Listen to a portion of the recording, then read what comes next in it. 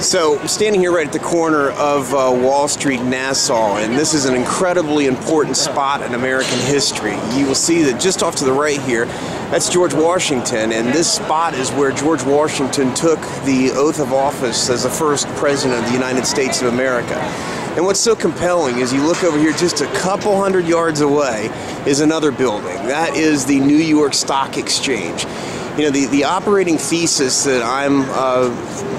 playing with right now is that what happened there in the New York Stock Exchange and what happened in these buildings all around us is going to lead to the downfall of the United States of America. The economic circumstance that exists for most Americans right now is absolutely terrifying, and frankly the economic picture of the United States of America and in fact the whole world is very, very scary. It's compelling that right over there you see the EU flag flying right there, right below that beautiful Tiffany's flag. And just down there a couple yards is Deutsche Bank, just past Donald Trump's building there. But the thing that's most compelling about all of this is the epicenter of the American financial system, in fact the world financial system. And what occurred right here in this spot, just around there from the New York Stock Exchange and all these buildings around, there's an absolute destruction of basic American values and a breakdown in the American legal system and financial system. While everyone was watching, frankly, we can't say that no one was watching. While everyone was watching, the people that operate in these buildings all around us cheated, stole, committed gross acts of fraud and abuse, and frankly, financial treason and tyranny.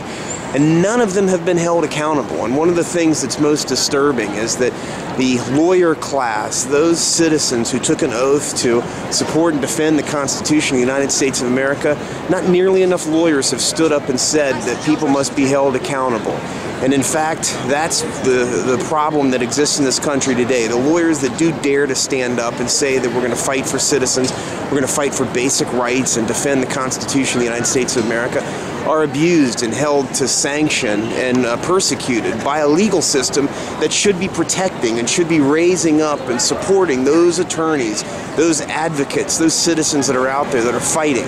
You know, as we sit here today on January 1st, 2012, on a day when this President Obama, has taken the most aggressive stand to destroy the Constitution by signing into law the National Defense Authorization Act of 2012, which allows for the first time the indefinite detention of American citizens.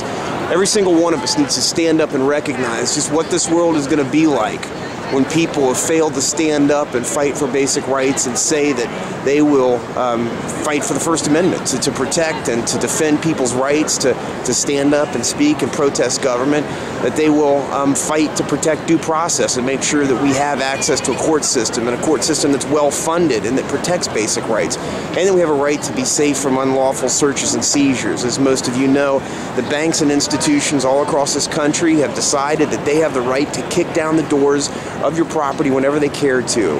in direct violation of constitutional rights against searches and seizures. And unfortunately, our court systems are not fulfilling their responsibility in upholding due process and protecting citizens from these abuses, and telling the banks and institutions, with headquarters right here on this Wall Street, that they're not going to be allowed to abuse the rights of citizens. So I can only think that today this President, George Washington, who took the oath of office right there behind us, is rolling in his grave to see what's happened to this country that he and others fought so bravely for. It's my hope as we move into 2012 that citizens will finally wake up, that lawyers all across this country will defend those citizens and stand with them and start fighting to protect those basic things that this man, when he took that oath of office so many years ago, fought for. That's George Washington there. I hope that every one of us will be more like him, courageous, and start defending this country instead of laying back and watching TV and being passive participants in this democracy.